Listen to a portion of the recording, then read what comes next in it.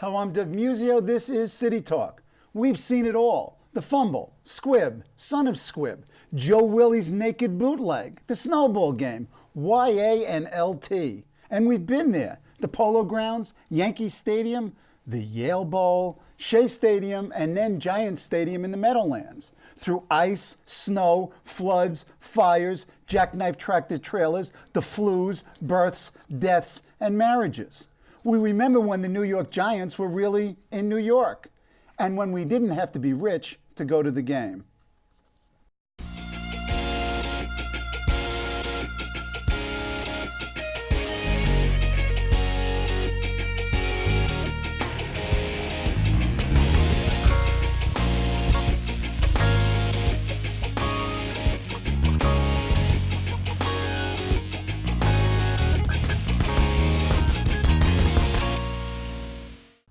With me to talk Giants football and being a fan in the last half century are members of two of my families, one biological, the other sociological. Raymond Muzzio is my brother, and you got to get the title here. He's Deputy Director with the New York City Housing Authority's Office of the Deputy General Manager for Operations, or as he puts it, somewhat gainfully employed. He's a sports fanatic, knows more football, especially Giants football, than anyone at WFAN or ESPN. Jim Stewart is a member of my football family. We've sat together through 50 Giants seasons. Jim is head of Cygnus Communication Production Unit, and he has worked as a broadcast television producer, director, and executive producer for NBC, ESPN, Fox, WTIC-TV, and WFSB-TV in Hartford, where he covered the Giants. He's a two-time Emmy Award winner and currently hosts a half-hour radio sports program. Gentlemen, hi. Raymond, as of the last home game in the Meadowlands on December 27th, that ignominious loss, you have gone to every Giant home game since December 8th, 1968, with the St. Louis Cardinals. 41 years, 332 games, regular season and playoffs. And you, Mr. Stewart, you travel 100 plus miles to see Giant games in Meadowlands. What is it? Why the attraction? Why the trek, the quest? What is it? Why are you a fan? It's the love of the game. Love of the uniform. Really? Yeah. It's going to the game, seeing these folks live, being part of the energy, being part of the excitement, having great neighbors next to us. It's you have to love the game to do that, and I love the game. And Jim, when was your first game? Well, I'm going to probably date myself. Well, you are. Here. Yeah. Come on. I'm the old guy in the group here, but I went to my first Giant football game at the Polo Grounds, the late Polo Grounds, in 1947. So as I say, I'm going to date myself, and have been going to Giant. I grew up in the Bronx, a mile and an eighth to be exact from Yankee Stadium and the Polo Grounds, which was right across the Harlem River at the time, and have been going to Giant football games forever. And so again, as Raymond said, the energy, the presence, being at a live event, being part, and in our case, we developed, I got my season tickets after I left the Air Force in 1961. And we started in 61 as well. So right. We've been together, and Richie and two rows in front have been really together. And then we've got this family that have been together. We've gone through children, grandchildren, divorces, births, deaths. But why are you compulsive? Why do you make this migratory trip? I, like Raymond, like the game. I'm not sure that I'm as big a fan as you are. I'm more of a baseball fan, as you guys know. I'm usually the only guy in the crowd with a Yankee cap on while you guys are wearing. That's right. These silly outfits. That's exactly right. And I did wear the Giant colors, and if you had told me, I'd have brought a jersey. Hey, come on. I didn't ask about wardrobe yesterday. So. You're not as silly as we are. That last game was sort of an emotional game because there really is this football family. You see people 7 or 8 times a year at the most, but you see them over such a long period of time that you share, births, deaths, kids, and all of that stuff. Well, who do we remember and why? What is it about it? about the sociology of it, if you will. Well, I think like any group of people who do something on a regular basis, and that's what we did, even though, as you point out, it was 7, 8, and in recent years, as much as 10 times a year. There's a common interest that brings us together, and as a result of that, you begin to get to know things about the other person that go beyond football, and I think that's what happened with us. As you pointed out, we've seen all of life events, we've seen people grow up, we've seen people get old, we've lost a couple over the years. And it's a very special kind of a thing. I know my wife was never a big sports fan until we were together and started going to Giant games. I don't know if she's still a big sports fan. She's a big the social elements She's a of people it. And fan. she comes Yeah. with you. I think that's Yeah. part of it as well. 61. Remember that season at all? Yes. Yeah. Describe the stadium. Describe where we sat. Well, we sat in the right center field bleachers of Yankee Stadium, approximately the 45-yard line, about 6 rows from the front. Unbelievable seats. It was Seats quite that- an experience. That they call bleachers in baseball, but the Right. Giants gave it a Open fancy stand. name. It was the Open open stand. stand. Yeah. And then what was interesting about Yankee Stadium was that it was a baseball field Yep. and not a football field. Yeah. And to do the geometry of sticking the field in the stadium was a very interesting problem. And, Yeah. and there were some spots you were miles away from the playing field, and other spots you were right on top of Well, it. as a matter of fact, because it was a baseball stadium, some of the best baseball seats in the stadium were the worst football football seats. seats. Right. I remember a Cleveland Brown playoff game, the snow games, the Summerall game in 1958. I had box seats behind the Yankee dugout, which would have been prime baseball seats. I was behind the goal line at that football game. Right, because it was diagonal Yeah, along the the foul football line. field was sort of wedged in, and the confines of the baseball and the dimensions of the baseball field sort of dictated that. But you covered the Giants Yeah. during the 60s, during the YA years, and, Well, I and then went- the Alley years. Yeah, I left New York in 1963 for the first time and went to work at Channel 3 in Hartford, Connecticut, which was a CBS affiliate, WTIC. And at that time, in the 60s, Tittle, of course, joined the team in 61, and the Giants really gained respectability in the Sure. playoffs. And the Del next- Schaffner, too. Yep, the next 3 years.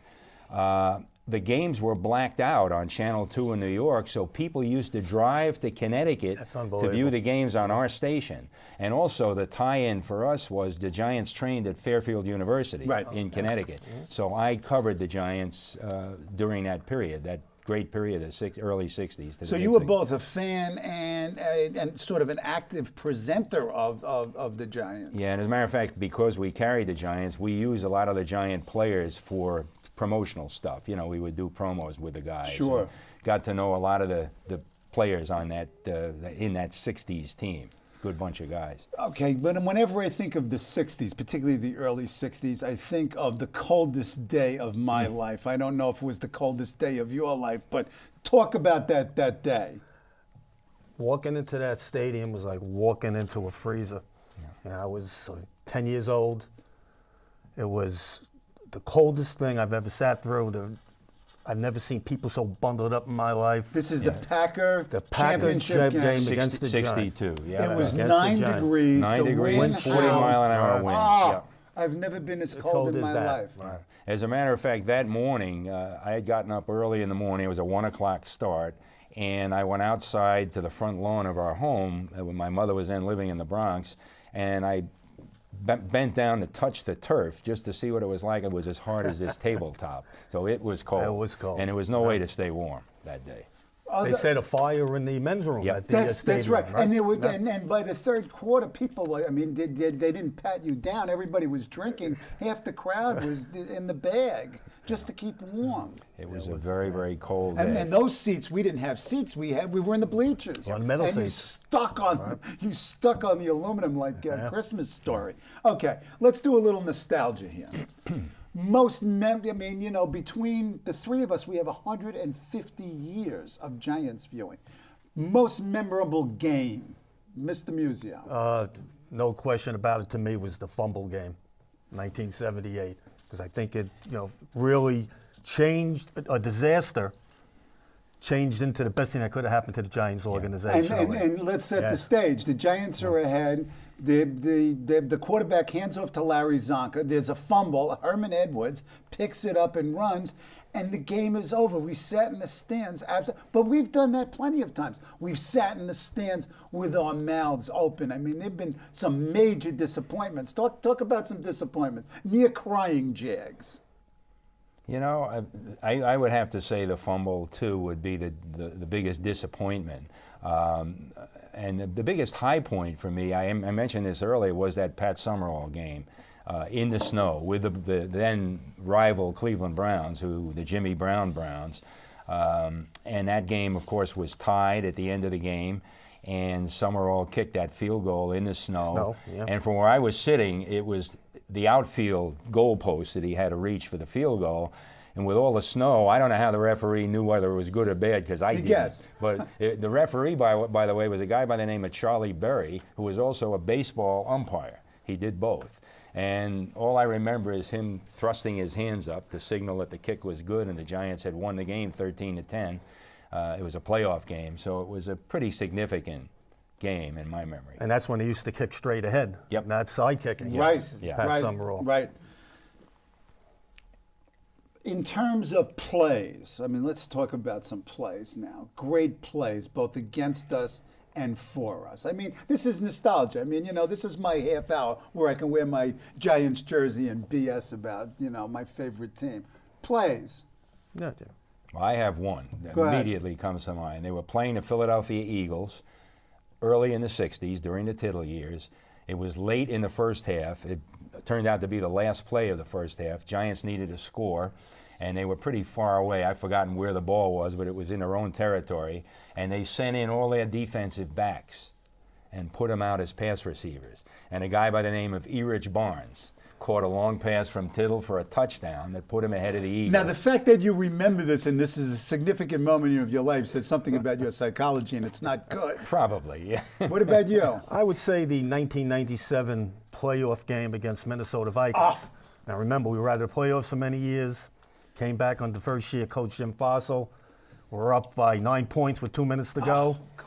Give up a touchdown, then we give up an onside kick to Chris Callaway, who wasn't able to handle it. Very, very disappointing. As far as being the Giants Stadium, that was one of the worst. What else? I want to hear some disappointments before we get to the high points. What about, go ahead. I'd say probably the worst is 2002 out in San Francisco. Yeah. Being up 38-14, looked like we're going to run away with the game. Jeremy Shockey drops the ball in the end zone, kick a field goal, and we come back and we lose at 39-38. Good team, really a team I thought was going to go a long way, and very, very disappointing game. The other disappointing thing, we keep talking about that period, the Y.A. Tittle period, when he joined the team in 61, 62, 63, and I believe 64. They went to the championship game and never won it. I think 61, 62, and 63. Well, we lost That's to the right. Bears in 64 was 63. when Right. Tittle's career kind of And came to then an the end. team went through this extraordinarily long period right after the fumble, 3 weeks after the fumble. You remember the plane that Yep. flew by and it said, 15 years of lousy football. I mean, we sat through literally hundreds, well, at least dozens, scores of games that were absolutely awful. And in fact, it seems almost scores of seasons. Okay, now let's talk about positives. Well, first Go of all, ahead. there is a positive and a negative, too, and it just occurs to me. You talked about memorable games. The 58 overtime playoff game that sort of put pro football on Well, the map. this is the greatest game ever played, Right. the Baltimore and Colts game. I stood for that game. I had standing room tickets, and I had just gotten out of the service. And, of course, the Giants came back in that game, and then at the very end lost a heartbreaker with a field goal with Johnny Unitas moving the Colts in overtime down the field. And I always remember the big disappointment about that. The Giants went for a first down before they gave the ball up, and they handed the ball, I believe, to Gifford, and he missed by inches. And that turned the ball over to Baltimore, and as they say, the rest is history. Unitas marched the team down the field. Steve Vira kicked the field goal. Giants lose it in what people call the greatest game ever played. Ups. Well, we've walked out of the stadium and just been euphoric, part of the fan experience. Well, I know, a lot of folks would say the 86 championship game against Washington, but I would think that the week before against the 49ers. Yeah. That's my favorite game. the Giants coming out onto the field, I have never I got felt goosebumps. the place rock like that. I thought it was going to collapse. Stadium was Just moving. unbelievable. Then they got off to the lead, and they, sort of pummeled the 49ers. But I thought that was definitely the most exciting game as far as energy, as far as the whole atmosphere. We knew we had a great team that year, and we could get by the 49ers, the hated 49ers. We would be on our way. So I thought that was definitely I thought that was the highlight of Giant Stadium. I would think that is the highlight. From my mind, I just remember that feeling and looking across, because we sat on the players, on the visitor side of the field, 35 rows back, 20-yard line, and I thought the place was going to come down. It was. I've been to professional basketball championships, World Series games. That was, to me, the loudest, most energy. And it was also a cold day, if you remember. Yeah, right. A it very was a cold day. It didn't rival that '62 championship game, but it was cold. And they took Montana out of the game very early. They hurt him with a big hit, and the 49ers just never got it together. I mean, What is it about? I mean, Jim and I, you and I are on the baseball side of the football-baseball divide, and Raymond's on the other side, even though he knows as much baseball as, the guys on WFAN and ESPN. What is it about football that makes it so addictive, so exciting? Is it the hitting? Because, I mean, there's so much dead time. If you TiVo a game, there's nothing going on for much of it. I know, to me, it's really the fact that it's 16 games. Every game is important. It's almost life and death. Baseball, you have 162. You lose today, you play it tomorrow. I think that's part of the allure of the game, the importance of each game. And I just think it's a more exciting game. I know there's a time clock, and you don't like time clocks. You'd rather go to 9 innings, but I think that the excitement of the game, the action of the game, and the fact that it is, week to week, you have to win. I think that's really the allure of the game. And on the opposite tack, and as you know, I love the game of baseball, and you just hit on what I think is the key element, or one of the key elements of the success of baseball as a sport, is that it is not governed by a clock. You cannot run and hide. You can't freeze the ball. You can't do anything to delay the game.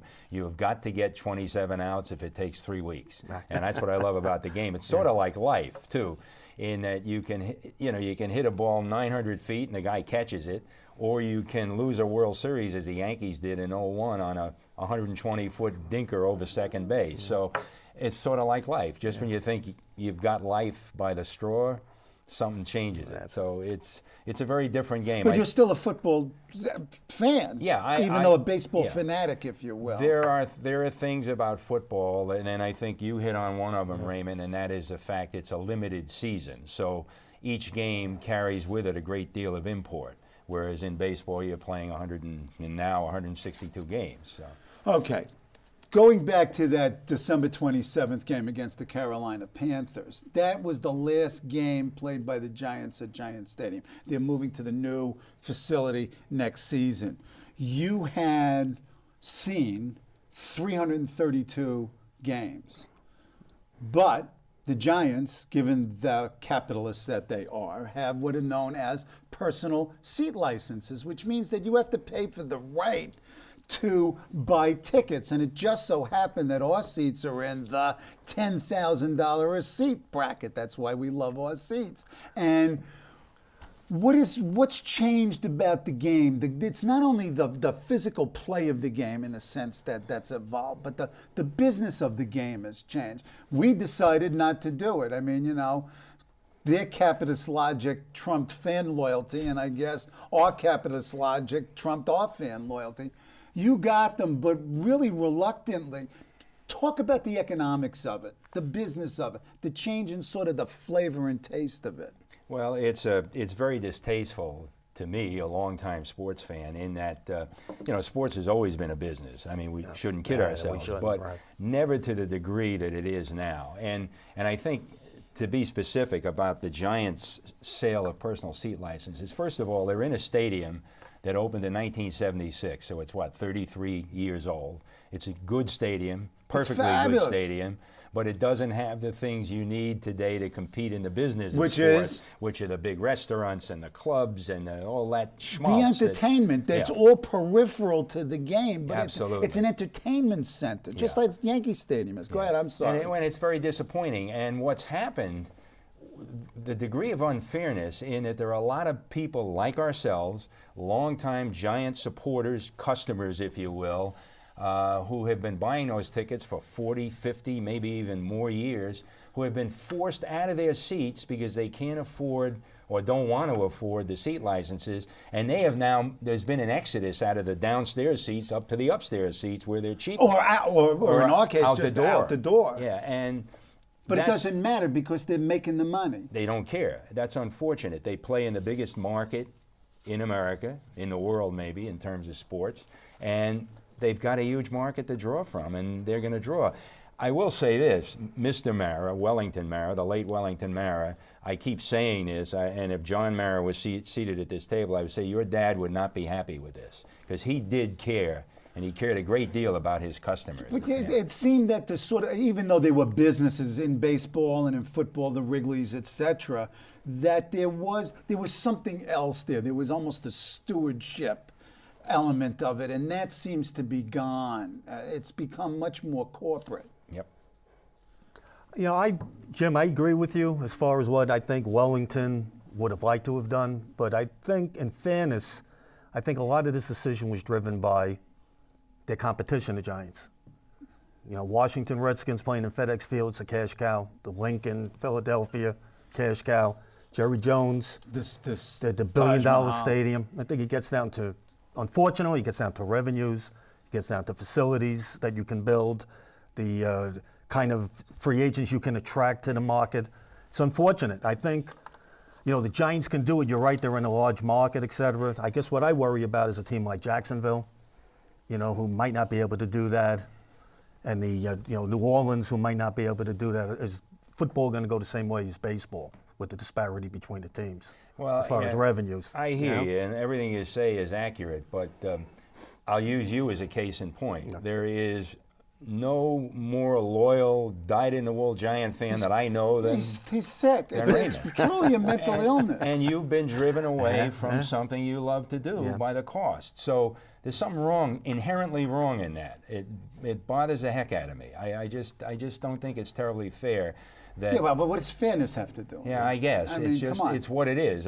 We've got to realize that it is a business. It's not unlike any other business, and people are in business to support the bottom line and maximize their profit and keep the stockholders happy. And that's where we are with sports, and it's unfortunate. Okay, this is just a sort of a literally throwaway question. Why do we hate Dallas so much? What is it about that franchise that just makes Giant fans crazy, and Eagles fans, and Redskins fans? What is it? You know, as far as how the Giant fan feels, I would say you really have to divide the eras. I think you have to go to the Tom Landry era and the Jerry Jones era. Tom Landry, you go back to them, I think we were more envious of the franchise. You know, we had a grudging respect for them. It was an expansion franchise that was successful right away. They were the cutting edge as far as offensive, defensive innovations, marketing, player evaluation. And plus they had our coach. They took Tom Landry. And I think, you know, even though we used to measure ourselves against him, we could live with that. I think since Jerry Jones took over, it's a little different dynamic. I think there's an arrogance there. I think there's like an entitlement that they should always win. I think it's part of the big business type thing. So I think, you know, we do hate them, but I think the hate has gone, you know, upwards since the 1990s when Jerry took it over. We just came out of a weekend where the Jets beat Cincinnati, where New England loses to the Ravens, where Arizona and the Packers are in this unbelievable game where it's, you know, it's tied, what is it, 45-45 at the end of regulation. We've got We've got 2 weeks in front of us. We've got the next round of the playoffs, then the championship, and then the Super Bowl. I want some predictions from you wise old analyst. What's the story next week? Who wins? Did the Jets beat the Chargers? I don't think so. Why? I just think the Chargers are one of the top-notch football teams. We're going to match around ourselves today. against those yo-yos at Fox and CBS. Go.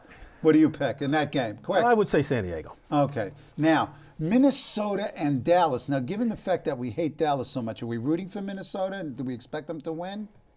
I would think Dallas is going to win.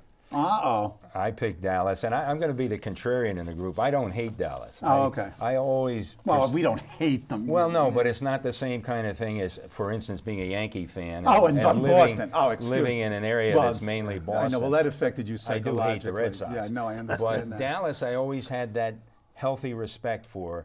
They always reminded me of the Yankees. They were a winning organization. Mm-hmm. Tom Landry was a Yankee football player. A lot of people don't know that. And then, of course, he was a Giant assistant coach and a great Giant defensive back. So I was always kind of a Landry guy, and I had a great deal of respect for those Cowboy teams. Okay. Jerry Jones, I would add, is hard to like. Yeah. I as agree. you pointed Who out. wins the National Football Conference? I would think New Orleans. New Orleans. New Orleans over Dallas. What about you? I'm picking Dallas. What about AFC? Colts.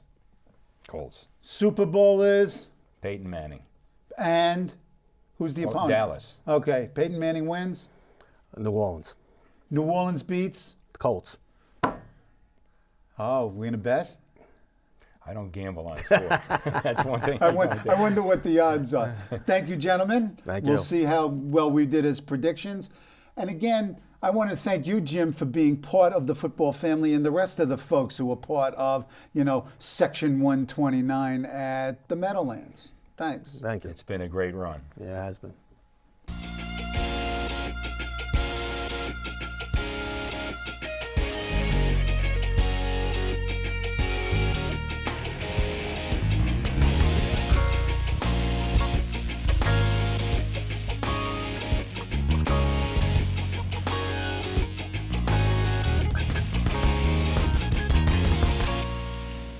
Hello, I'm Doug Muzzio.